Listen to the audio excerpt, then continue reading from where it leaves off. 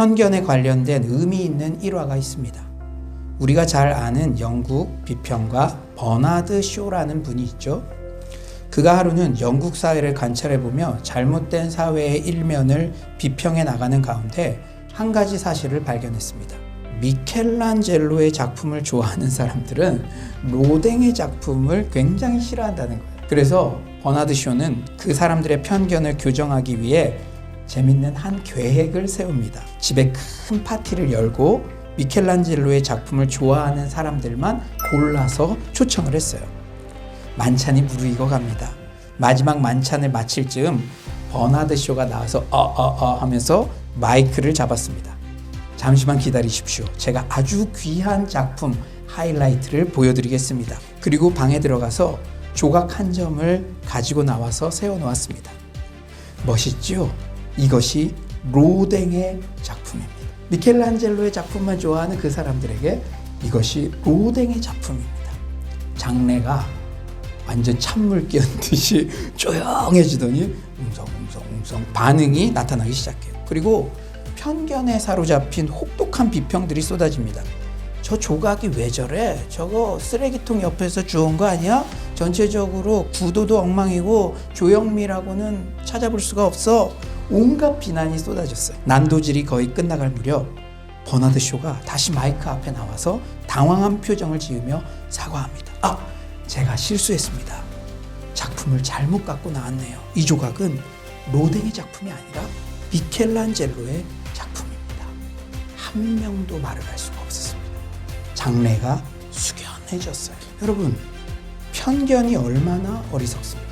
이 이야기는 영국에서 실제 있었던 실화입니다. 이렇듯 우리 안에 편견이 이미 고착화되어 있으면 합리적 사고를 할 수 없고 그냥 이유 없이 싫고 균형 감각을 잃게 돼요. 우리가 신앙생활을 하면서도 교회 공동체의 사람에 대해서 어떤 성경적 가르침에 대해서 잘못된 편견을 가질 수가 있어요. 오늘 본문을 한번 볼까요?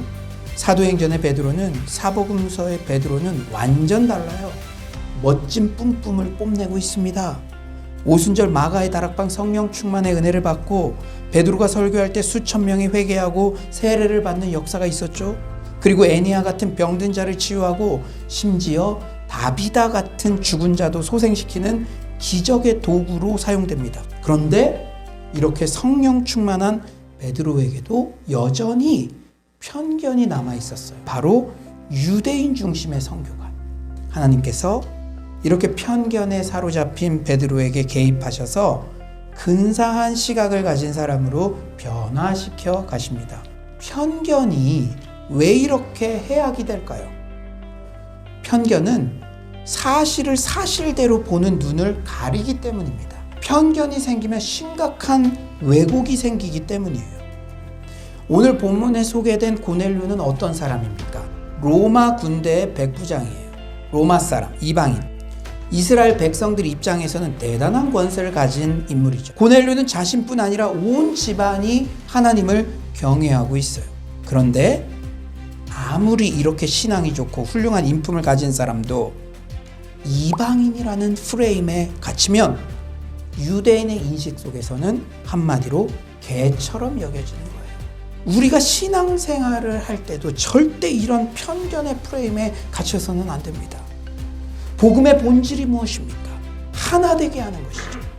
하나님과 인간 사이, 인간과 인간 사이에 막힌 담을 허는 것입니다.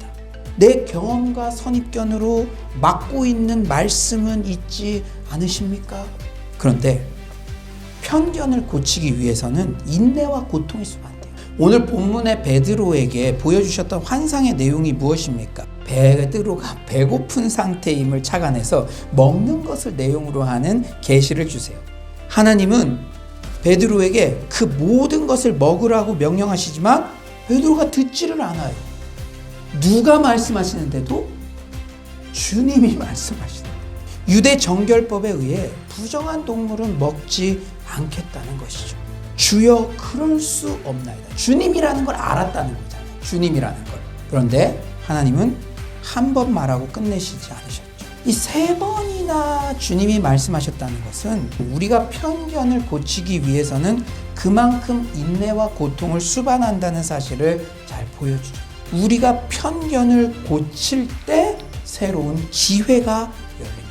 사랑하는 여러분, 현실에 대한 거룩한 불만족이 있습니까? 그렇다면 내가 어떤 사람에 대해 지금까지 해오던 일의 방법에 대해서 저 사람은 그냥 안 돼, 이건 이렇게 무조건 해야 돼, 이런 편견은 없는지 돌아보기 바랍니다. 모든 기준은 성경이어야 돼요. 내 경험이 아니라. 편견은 사실을 사실대로 볼 수 없게 만드는 무서운 독소입니다. 편견을 극복하는 데는 인내와 고통이 수반되지만 변화 이후에는 새로운 기회와 자유가 열리게 되죠. 우리 모두 주님 앞에 잠잠히 나아가는 시간을 늘려가 봅시다. 이전대로 어떤 열매 이상의 것들 우리가 꿈꾸잖아요.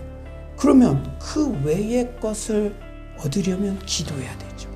지금 고넬료도, 지금 베드로도 기도할 때 환상을 보여주시고 편견이 열리잖아요. 여러분들도 오늘도 말씀을 들으면서 야, 이런 마음을 가져야겠구나. 은혜 받는 자리에 나왔으니까 이런 기회가 있는 것이죠. 여러분, 기도의 자리를 늘려가시는 여러분 모두가 되시길 간절히 축원합니다. 그리하여 코로나19의 위기를 기회로, 편견을 변화로 합력하여 선을 이루시는 주님을 경험하는 서울로의 모든 성도님들 되시기를 간절히 축원합니다.